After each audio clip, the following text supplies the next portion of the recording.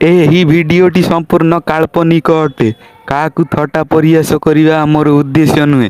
ଭିଡିଓଟି ଦେଖନ୍ତୁ ଏବଂ ମଜା ନିଅନ୍ତୁ। ଆରେ କ'ଣ ହେଲା? ଗୋଆ ଯିବା? ହଉ ମୁଁ ଡ୍ୟାଡ୍ଙ୍କଠୁ ପରମିସନ୍ ନେଉଛି। ଡ୍ୟାଡି କଣ ହେଲା?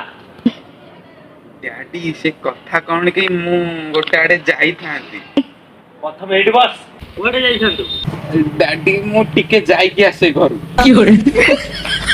ଆରେ ମତେ ଏତେ ଡର ଲାଗୁଛି କାହିଁକି? ଏବେ ଯାଇ କହିବି ଡ୍ୟାଡି ମୁଁ ଗୋଆ ଯିବି, ଡ୍ୟାଡି ମୁଁ ଗୋଆ ଯିବି। ଯାଉଛି ଏବେ। ଡ୍ୟାଡି କଣ ହେଲା? ମୁଁ ଟିକେ ଘରୁ ଆସେ। ମୁଁ ପୁଣି କାହିଁ ଡରିଗଲି ବେ? ଯାଉଛି ମୁଁ ପୁଣି କହିବି। ଡ୍ୟାଡି ମୁଁ ଯିବି। କୁଆଡେ? ଡ୍ୟାଡ୍ ମୁଁ ଯିବି। ତ ଯା ନା। ଆରେ ଏମିତି କେମିତି ପଳେଇବି? ମତେ ଯିବାର ଅଛି। ତ ଯା ନା। ମତେ ଗୋଟେ ଜାଗାକୁ ଯିବାର ଅଛି। କଣ ବାଙ୍ଗାଲୋର ଯିବୁ? ଆରେ ବାଙ୍ଗାଲୋର ଯାଇ କ'ଣ କରିବି? ତାହେଲେ କୁଆଡେ ଯିବୁ? ମୁଁ ଆଉ ଟିକେ ପଛକୁ ଯିବି। ଓହୋ, ହାଇଦ୍ରାବାଦ ଯିବୁ? ହାଇଦ୍ରାବାଦ ଯାଇ କ'ଣ ବିରିୟାନୀ ଖାଇବି? ତାହେଲେ କୁଆଡେ ଯିବୁ? ଦେଖ ବାଙ୍ଗାଲୋର ଆଉ ହାଇଦ୍ରାବାଦ ମତେ ତା ମଝିରେ ଯିବାର ଅଛି। ଓହୋ, ଗୋଆ ଯିବୁ? ହଁ, ତାହେଲେ କଣ ପାଇଁ ଯିବୁ?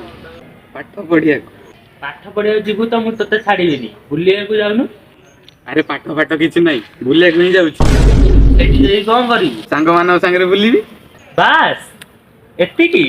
ମଦ ଧରିକି ସାଙ୍ଗମାନଙ୍କ ସାଙ୍ଗରେ ବୁଲିବି। ବାସ୍ ଏତିକି? ସାଙ୍ଗମାନଙ୍କ ସାଙ୍ଗରେ ବୁଲିକି ମଦ ଧରିକି ଝିଅ ପିଲାଙ୍କ ସାଙ୍ଗରେ ବୁଲିବି। ଆରେ ମୋ ପୁଅ। ସରି ମୁଁ ଯାଉଛି।